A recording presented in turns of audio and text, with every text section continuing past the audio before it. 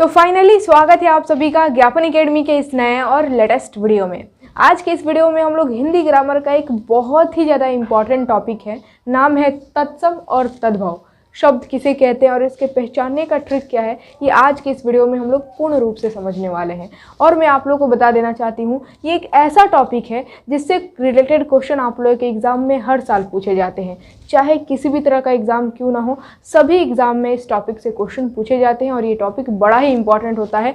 लेकिन हाँ, ये टॉपिक थोड़ा कंफ्यूजिंग होता है, स्टूडेंट को कंफ्यूज कर देता है। स्टूडेंट समझ ही नहीं पाते हैं कि कौन सा शब्द तत्सम है और कौन सा शब्द तद्भव है, कंफ्यूज होकर रह जाते हैं और यूं ही इससे रिलेटेड क्वेश्चन को वो लोग छोड़ कर चले आते हैं। लेकिन अब आप लोगों के साथ ऐसा नहीं होगा।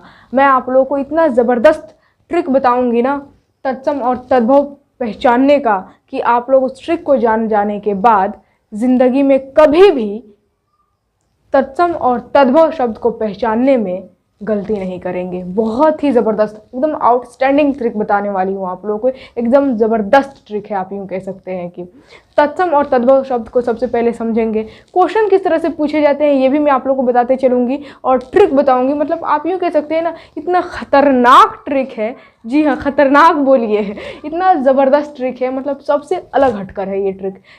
इस ट्रिक को आप लोग ज़िंदगी भर नहीं भूलेंगे।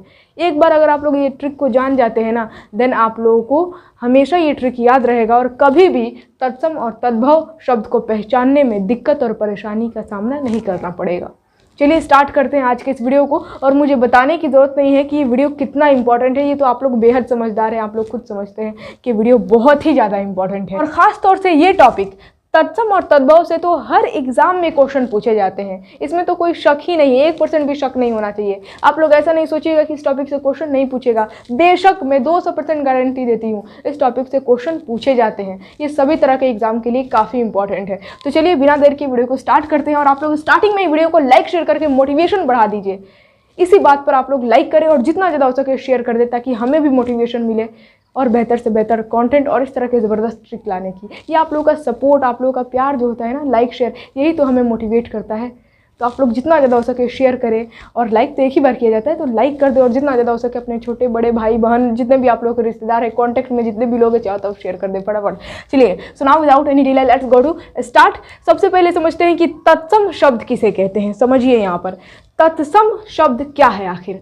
मैं डेफिनेशन लिख दी हूँ, पढ़िए।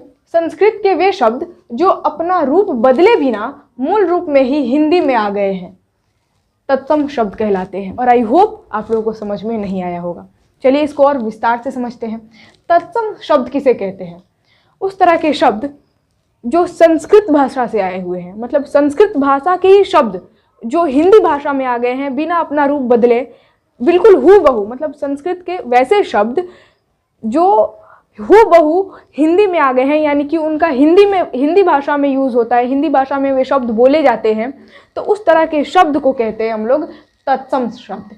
जैसा कि मैं डेफिनेशन में भी लिखी हूँ कि संस्कृत के वे शब्द जो अपना रूप बदले बिना, यानी कि उसमें कोई परिवर्तन नहीं किया गया है, उसका मतलब किसी भी तरह से उसमें बदलाव नहीं किया गया है, बिल्कुल संस्कृत के शब्द हैं वो, और बिल्कुल हूबहू उसी तरह हिंदी भाषा में बोले जाते हैं। संस्कृत भाषा के शब्द जो मूल रूप से, यानी कि बिल्कुल हूबहू हिंदी भाषा में बोले जाते हैं और यूज़ किए जाते हैं, तो वो सभी शब्द क्या कहलाते हैं? तत्सम शब्द कहलाते हैं। जैसे कि अग्नि, अग्नि जो है ना, ये संस्कृत भाषा का शब्द है, लेकिन इसको हिंदी में भी बोला जाता है। अग्नि हिंदी भाषा में भी बोला जाता है ना, तो अग्नि क्या हो गया? तत्सम शब्द कहलाएगा।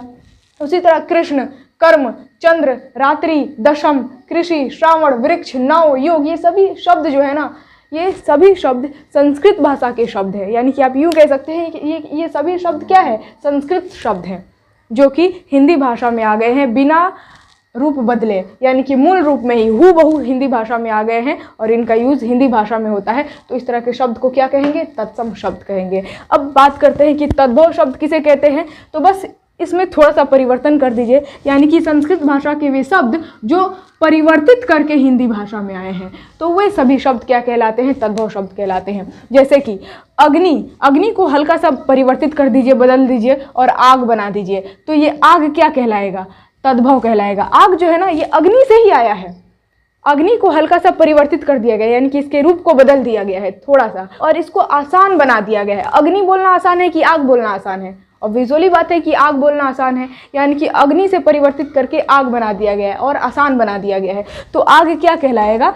तद्भव कहलाएगा। उसी तरह मोर, रात, रात्रि की जगह रात बोला जाए तो रात्रि का ही परिवर्तित रूप कह सकते हैं आप रात, ठीक है। तो रात क्या कहलाएगा? तद्भव कहलाएगा। दसवा, कबूतर, जोग, लाख, छा, बहु, चांद, गांव, तांबा, ये जितने भी हैं ये सभी शब्द तद्भव कहलाएंगे, जो संस्कृत भाषा के शब्द होते हैं, लेकिन उनमें थोड़ा सा परिवर्तन कर दिया जाता है, थोड़ा सा बदल कर, और उसको हिंदी भाषा में बोला जाता है और यूज़ किया जाता है, तो उस तरह के शब्द को कहते हैं तद्भव शब्द। आई होप आप लोगों को समझ में आ गया होगा कि तत्सम और तद्भव किसे कहते हैं और इन दोनों में क्या अंतर है। अब यहाँ से आप लोगों के एग्जाम में क्वेश्चन किस तरह से पूछा जाता है मैं बता देती हूँ। क्वेश्चन पूछता है कि निम्नलिखित में से कौन तत्सम शब्द है, या फिर निम्नलिखित में से कौन तद्भव शब्द है। इस तरह से क्वेश्चन पूछे जाते हैं और ऐसा ऑप्शन में शब्द देगा ना कि आप लोग पहचान ही नहीं पाएंगे कि कौन सा शब्द तत्सम है और कौन सा शब्द तद्भव है।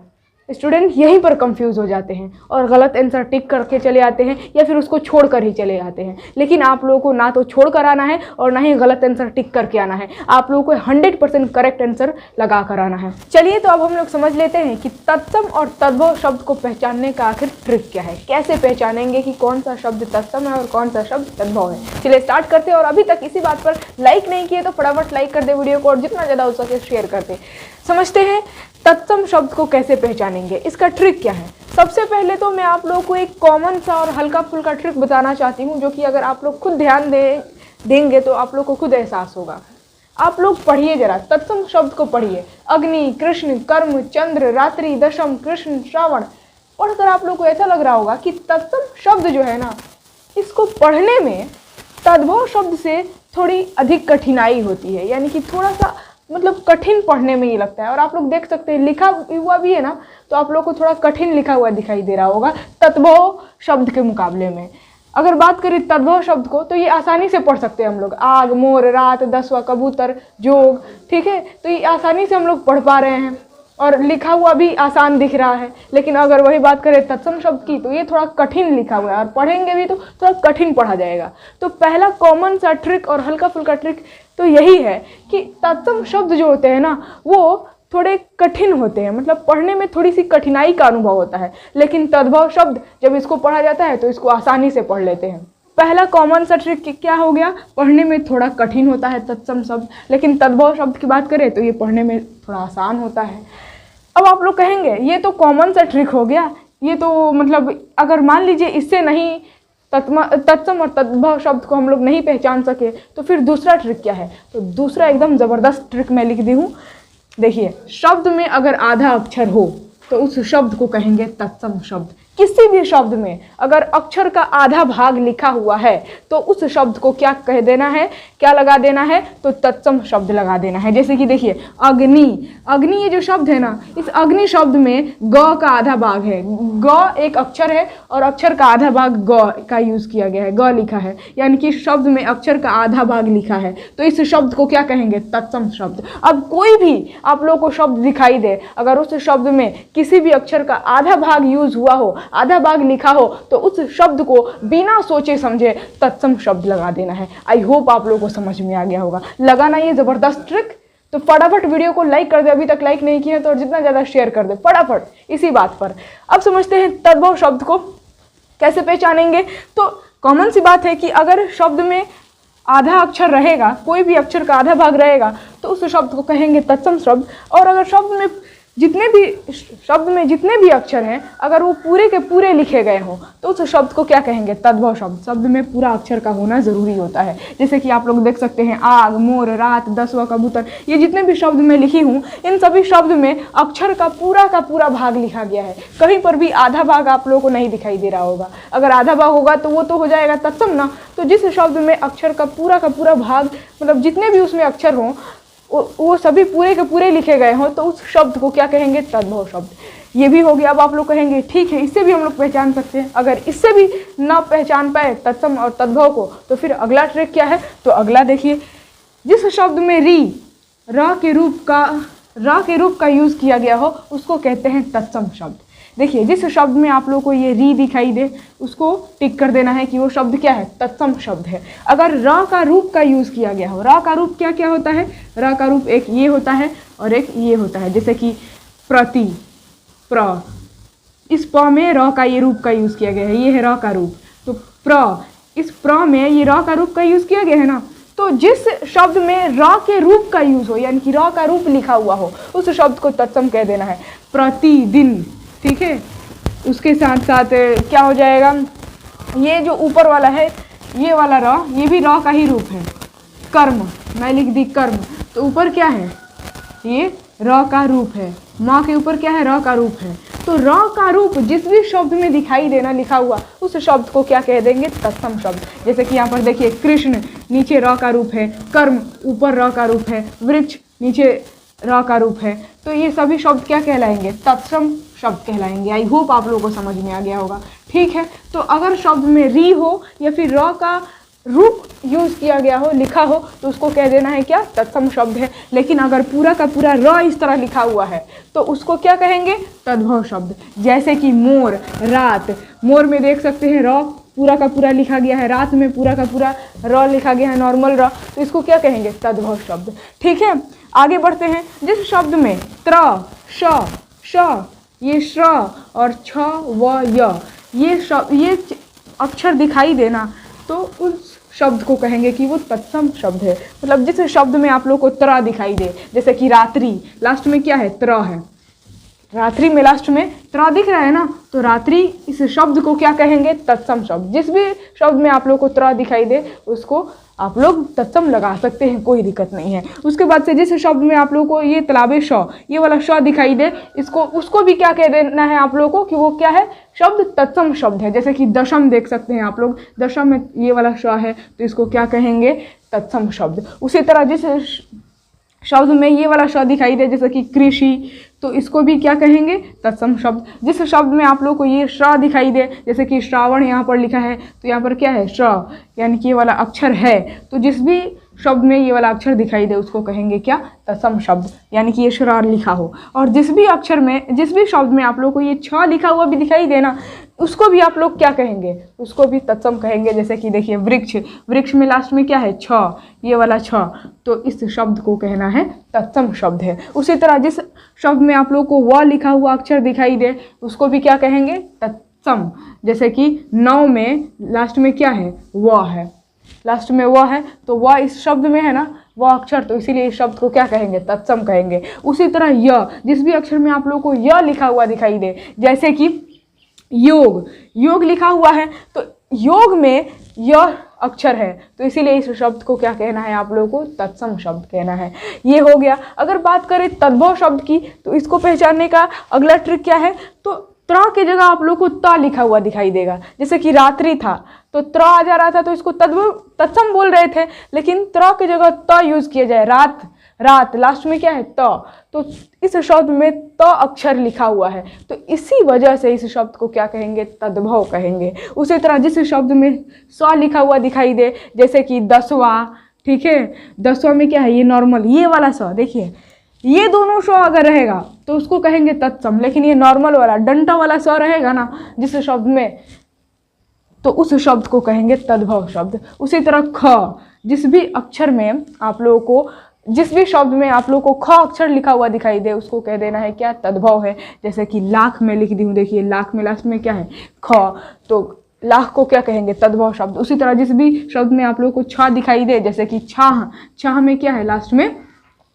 मैं बोल रही हूँ स्टार्टिंग में ही छ है, ठीक है, छाह में छ अक्षर दिख रहा है, तो इसलिए इस शब्द को क्या कहेंगे, तद्भव शब्द। जिस भी शब्द में आप लोग को व दिखाई दे, देखिए जिस शब्द में व हो अगर तो उसको कहेंगे तत्सम, लेकिन जिस शब्द में व हो उसको कहेंगे तद्भव, जैसे कि कबूतर। उसके बाद से अगला अक्षर है ज, जिस भी अक्षर में आप लोग को ज दिखाई दे, देखिए अगर य रहेगा तो उसको कहेंगे तत्सम। योग में य था तो इसको बोल दे रहे थे तत्सम, लेकिन य की जगह अगर मैं ज लिख दूं, जोग, ठीक है, जोग लिख दूं तो अब इस जोग शब्द में ज अक्षर आ गया है और ज अक्षर जिस भी शब्द में रहेगा उसको क्या कह देना है, तद्भव। तो अब इस जोग शब्द को क्या कहेंगे, तद्भव, लेकिन योग को कहेंगे तत्सम।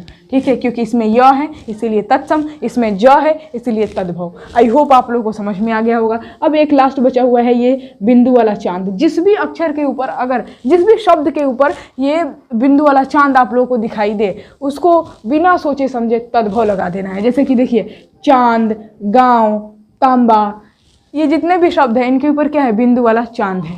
ठीक है, तो इसको आप लोगों को क्या कहेंगे कि ये सभी शब्द क्या है, तद्भव है। यहीं पर हो जाता है आप लोगों का ट्रिक कंप्लीट। पूरा ट्रिक मैं आप लोगों को बता दी और मुझे लगता है कि अब इस ट्रिक का यूज़ करके आप लोग तत्सम और तद्भव शब्द को आसानी से पहचान सकते हैं। था ना ज़बरदस्त ट्रिक। पहला ट्रिक तो आसान था, ये कॉमन सेंस वाली बात थी। इसको याद भी नहीं रखेंगे ना तो आप लोगों को यूं ही याद रहेगा कि हाँ, जो शब्द आसानी से पढ़ दिया जाए, आसानी से पढ़ा जाए, उसको कहेंगे तद्भव, और जो शब्द को पढ़ने में थोड़ी सी कठिनाई हो उसको कहेंगे तत्सम। और बाकी ये 3 ट्रिक का यूज़ करें और आप लोग किसी भी शब्द को आसानी से पहचान ले कि वो शब्द क्या है, तत्सम है कि तद्भव है। अब आप लोग के एग्जाम में क्वेश्चन पूछे और नीचे 4 ऑप्शन दे तो ये ट्रिक लगाइएगा और धड़ाधड़ सही आंसर टिक करके आइएगा। आई होप आप लोगों को पूरा ट्रिक समझ में आ गया होगा। अगर समझ में आया है तो कमेंट में लिख कर जरूर बताएं, और वीडियो को लाइक नहीं किए तो फटाफट लाइक कर दे और शेयर कर दे दबाकर अपने छोटे बड़े भाई बहन जितने भी आप लोगों के रिश्तेदार हैं चारों तरफ। ठीक है, अगर आप लोग यहाँ तक स्क्रीनशॉट लेना चाहते हैं तो कोई दिक्कत नहीं है, ले लीजिए फटाफट स्क्रीनशॉट। तो चलिए आज के इस वीडियो को यहीं पर एंड करते हैं, और कोई भी कंफ्यूजन हो आज के इस वीडियो से आप लोग कमेंट में लिखकर पूछ लीजिएगा। हो सकेगा तो मैं अगले वीडियो में उस कंफ्यूजन को क्लियर कर दूं। अगर आप लोग चैनल पर नए आए हुए हैं, मेरे वीडियो को पहली बार देख रहे हैं, तो चैनल को सब्सक्राइब जरूर कर लीजिएगा, क्योंकि इस तरह के ज़बरदस्त कंटेंट और इस तरह के ज़बरदस्त ट्रिक मैं लेकर आती ही रहती हूँ। तो वीडियो का नोटिफिकेशन टाइम टू टाइम पाने के लिए चैनल को सब्सक्राइब करना ज़रूरी होता है। चैनल को सब्सक्राइब करके रख ले ताकि जब भी वीडियो अपलोड हो सबसे पहले नोटिफिकेशन आप तक पहुँचे। ठीक है ना। चलिए आज की इस वीडियो को यहीं पर एंड करते हैं, फिर मिलेंगे अगले वीडियो में अगले टॉपिक के साथ। तब तक के लिए जय हिंद और खुदा हाफिज़।